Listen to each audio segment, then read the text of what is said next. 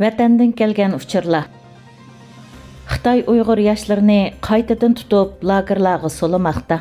2021-yili 7-oyning 24 kuni Uyg'ur axborot markaziga kelgan uchurda bildirilishicha, Xitoy doiralari Sharq Turkistonda bo'libmi G'ulji qatorliq joylarda yoshi 25 yoshdan 40 yoshgacha bo'lgan Uyg'ur yoshlarini tutqun qilishga boshlagan bo'lib, G'uljida Qurbon hayitining oldida cho'ng tutish bo'lgan. Tutilgan yoshlarning ko'pinchisi 2017-yildagi cho'ng tutqunda lagerlarga qamalib, keyin qo'yib berilganlar bo'lib, chet el bilan aloqalashgan, TikTokda uchur yo'llagan degan bahonalar bilan tutib ketilgan. Xitoy saxta tashviqoti sababli Türk jamoatchiligining la'natiga qoldi. Xitoyning Anqarada turishliq bosh elchiligi 20-iyul Qurbon hayit kuni o'zining Twitter sahifasida Uyg'urlarning Sharqiy Turkistonda xo'shal holda hayit tabriklayotganligiga oid saxta tashviqot videosi e'lon qilingan. Xitoy bosh elchiligi mazkur videoni 20-iyul kuni Sharqiy Turkiston xalqi Qurbon hayitini tabriklash uchun to'plandi degan ilova bilan e'lon qilgan bo'lib, Xitoy mazkur saxta tashviqot videosida o'ltirgan holatda nag'ri sunay chelayotgan, jumlaq bo'lib cho'rdab qalaymiqan piqirayotgan birer yüzdek Uyg'urning tabriklayotganligini tasvirlamoqchi bo'lgan. Xitoyning bu saxta tashviqot videosini bir ko'ribla bayqab olgan turk tordoshlar mazkur temaning ostiga yuzlarcha inkas yozgan. 300 dan ortiq kishi bu saxta tashviqot videosini baho yezib ham bahirlagan.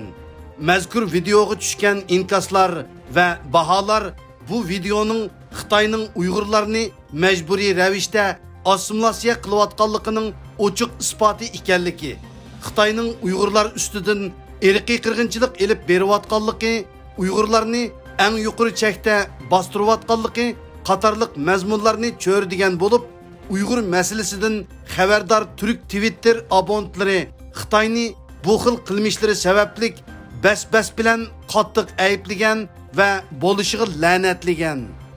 Natijada Turkiya xalqiga Uyg'urlarni baxtlik ravishda yet o'tkazayotdi qilib ko'rsatmoqchi bo'lib, yolg'on tashviqot qilgan Xitoy maqsadiga yetanmay sharmanda bo'lgan. Chet el korxonalari bilan hamkorlashadigan Xitoy shirkatlari Uyg'urlarni ishlatishdan ehtiyot qilmoqda. Valkotsi jurnalining 20-iyuldagi xabariga qaraganda, Almi şirketi bilan Nike şirketini mahsulot bilan ta'minlaydigan, shundaqla Amerikada setiladigan boshqa mahsulotlarni ishlab chiqaradigan Xitoy korxonalari Uyg'ur ishchilarini ishlatishdan o'zini qochirgan.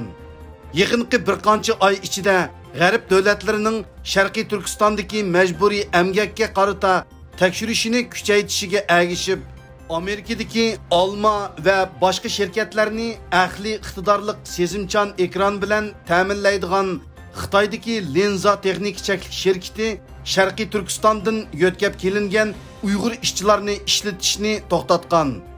Xabarda yana Amerikada mahsulotlari setiladigan Xubi Xayshin qo'g'dash mahsulotlari guruhining navbatda Uyg'ur ishchilarini ishlatishdan ehtiyot qilayotganligi tilga ilingan.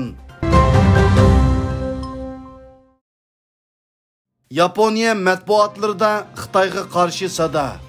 Yaponiya olg'i to'rining 21-iyuldagi xabarda ko'rsatilishicha, Xitoyning Sharqiy Turkistondagi kishilik huquq dafsandichiligi va yadro tahdidi 1964-yildagi Tokyo Olimpik tanarkat musobaqasi va Sovet ittifoqining Afg'onistonga tajovuz qilishi bilan boyqut qilingan 1980-yildagi Moskva Olimpik tanarkat musobaqasini eslatdi ekan.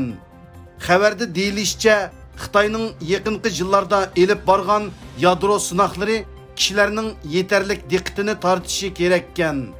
Xitoy Sharqiy Turkistonning Lopnorda 50 qitim yadro sinoqi elib borgan bo'lsa-mu, radioaktiv moddalarning rayondagi Uyg'urlarning salomatligiga bo'lgan ta'siri Xitoy doiralari tarafidan izchil darajada maxfiy tutilgan.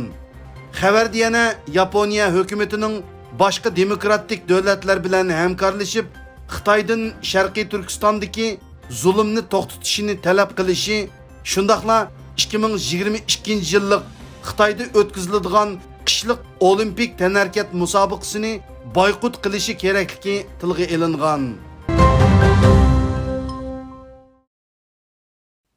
Kodak şirketi Xitoyga bosh egdi. New York vaqti gazetining 21 iyuldagi xabaridan ma'lum bo'lishicha, Amerikaning dunyoga mashhur Kodak şirketi yaqinda o'zining Instagram sahifasida Sharqiy Turkistonga aloqador suratlarni tarqatgan. Bu suratni tartgan kishi fransiyalik fotograf Patrick Vak bo'lib, u suratlarga yozgan izohatida o'zi tartgan bu suratlarning Orwell tasvirlagan bürokratlik sistemasini isbotlab bera oladiganligini qayd qilgan. U Sharqiy Turkistonda tartgan bir turkum rasmlar uning yuqorqidek tushundirishi bilan birlikda e'lon qilingandan keyin Xitoy qo'llovchilarining noroziligiga uchirgan. Natijada Kodak şirketi mazkur temasini o'chirgan va Xitoydan kechirim so'ragan. Kodak şirketining bu qilmishi G'arb jamoatchiligining tanqidiga uchirgan. İlgilenishicha, Vak efendi Sharqiy Turkistonda 2016 yildan 2019 yilgacha tartgan suratlarini kitob shaklida nashr qilgan ekan.